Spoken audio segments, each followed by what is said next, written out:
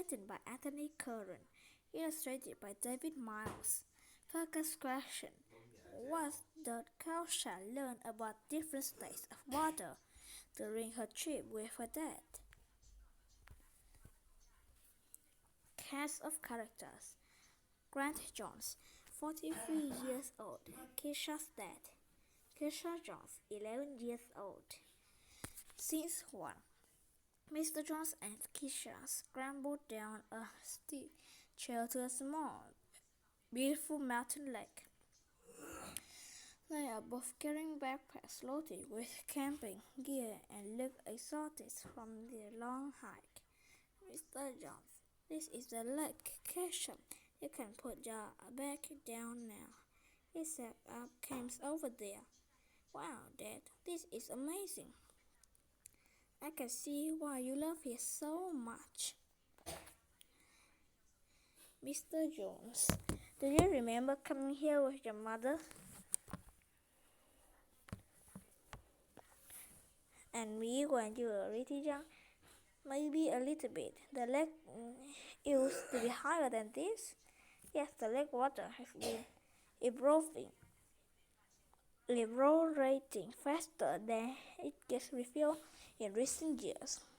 That's because the warm weather and drought that we've been having. You can see how high it used to be. Except of the tent. You can fill this empty bottle with water from the lake. We use the camp stove to boil the water to make it safe to drink. Keisha, would boiling the water turn it into a gas? Some of the water will turn to gas and join other gases in the air, but we still have plenty left to drink.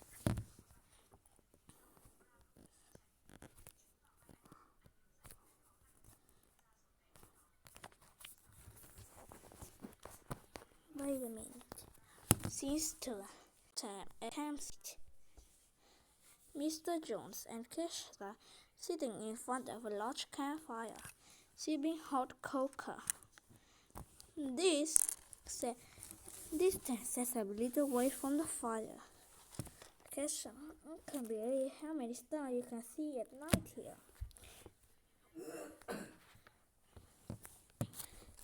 It sure looks different from home. City lights limits how much can you see there. Being high on a mountain also means that there's less atmosphere above us. That means that stars get less distorted by water vapor and gases up here. Keisha, cool, the fire and cocoa are nice, but won't we be cold during the night? You said the temperatures can drop below freezing up here at night. Mr. Jones, our sleeping bags are well insulated and they cover everything but our faces. One nice trick is to put your clothes for tomorrow inside your sleeping bag. That way they'll be warm in the morning and you can put them on before you get out of bed. It's midnight. It's middle of the night. Miss Jones is snoring softly inside the tent. Keisha is lying on the back of her sleeping bag, staring at the ceiling of the tent with her eyes wide open. Keisha whispering, Dad, are you awake? I have to go to the bathroom. Mr. Jones snored. I guess I better go if I want to sleep. Okay, let's do this. Isha scrambles out of her sleeping bag in her pajamas and put on her puffy jacket and hiking boots. She grabs a flashlight, turns it on, and zips the tent flat as quietly as she can, and then boards outside.